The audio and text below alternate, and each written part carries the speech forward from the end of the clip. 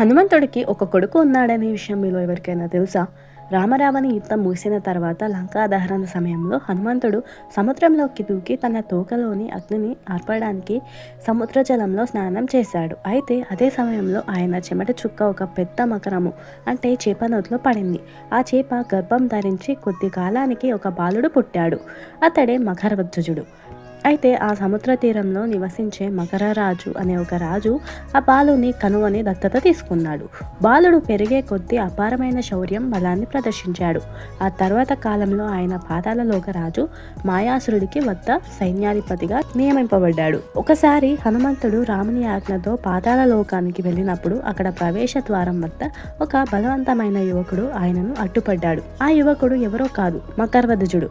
హనుమంతుడు అతనితో యుద్ధం చేసి చివరికి అతనిని జయించాడు. యుద్ధం అనంతరం పాతాళ ఒక రాజు హనుమంతుడికి వివరించాడు, అతడే నీ కుమారుడు అని.